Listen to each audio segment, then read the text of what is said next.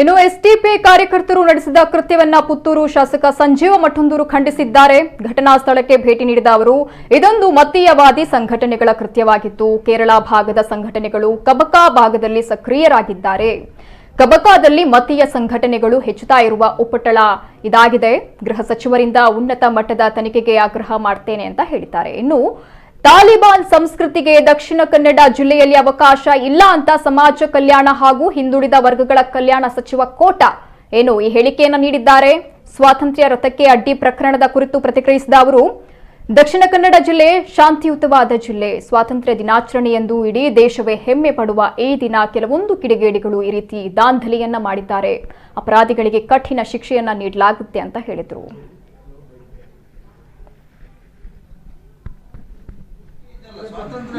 ಈ ದೇಶ ಸಂಭ್ರಮಿಸುವಂತ ಸ್ವಾತಂತ್ರ್ಯ ಯೋಧರನ್ನು ಗೌರವಿಸುವಂತ ಈ ಸಂದರ್ಭದಲ್ಲಿ ಈ ರೀತಿಯ ದೇಶದ್ರೋಹದ ಕೆಲಸ ಮಾಡ್ತಾರಲ್ಲ, ಒಬ್ಬ ನಮ್ಮ ರಾಷ್ಟ್ರಪ್ರೇಮಿ ಒಬ್ಬ ಸ್ವಾತಂತ್ರ್ಯ ಹೋರಾಟಗಾರರಿಗೆ ಅವಮಾನ ಮಾಡ್ತಾರಲ್ಲ, ಇದನ್ನ ನಾವು ಸಹಿಸಿಕೊಳ್ಳುತ್ತಾ? ಸರ್, ಅಲ್ಲಿ ಫೋನ್ ಬಂದ ಕೂಡಲೇ ಫೋನ್ ಮಾಡಿದ್ದು ಪಾರ್ಟಿ ಅಂತ ನಾನು ಅಟೆಂಡ್ ಮಾಡಿದ್ದೆ.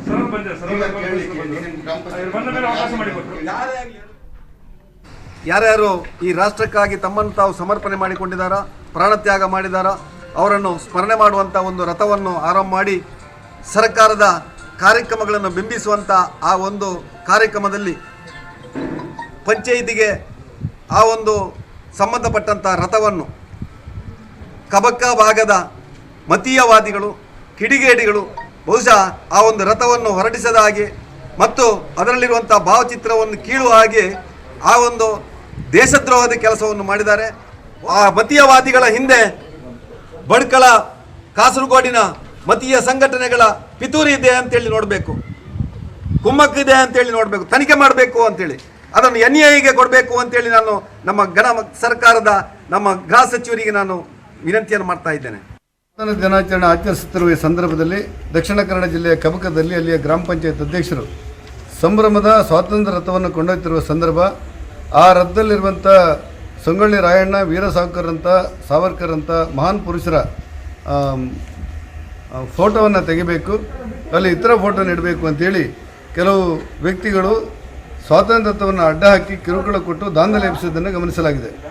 ಸ್ಪಷ್ಟವಾದ ಮಾತುಗಳಲ್ಲಿ ನಾವೆಲ್ಲ ಹೇಳ್ತಾ ಇರೋದೇನೆಂದರೆ, ಈಗಾಗಲೇ ನಮ್ಮ ಗ್ರಾಮಾಂತರಗಳ ಗಮನಕ್ಕೆ, ರಾಜ್ಯಾಧ್ಯಕ್ಷರ ಗಮನಕ್ಕೆ ವಿಚಾರವನ್ನು ತರಲಾಗಿದೆ. ದಕ್ಷಿಣ ಕನ್ನಡ ಜಿಲ್ಲೆ ಶಾಂತಿಯುತವಾದಂಥ ಒಂದು ಜಿಲ್ಲೆ ಮತ್ತು ಸ್ವಾತಂತ್ರ್ಯ ಸಂಭ್ರಮಕ್ಕೆ ಇಡೀ ದೇಶವೇ ಹೆಮ್ಮೆ ಪಡುವಂಥ ಇವತ್ತಿನ ದಿವಸ ಕೆಲವರು ಸ್ವಾತಂತ್ರ್ಯದ ರಥವನ್ನು ಅಡ್ಡ ಹಾಕಿ ದಾಂಧಲೆ ಮಾಡ್ತಾರೆ ಅಂತ ಹೇಳಿದರೆ, ತಾಲಿಬಾನಿ ಸಂಸ್ಕೃತಿಯನ್ನು ದಕ್ಷಿಣ ಕನ್ನಡ ಜಿಲ್ಲೆಯಲ್ಲಿ ನಡೆಯಲಿಕ್ಕೆ ಬಿಡೋದಿಲ್ಲ. ಸರ್ಕಾರ ಕಟ್ಟುನಿಟ್ಟಿನ ಕ್ರಮವನ್ನು ಕೈಗೊಳ್ಳುತ್ತೇವೆ.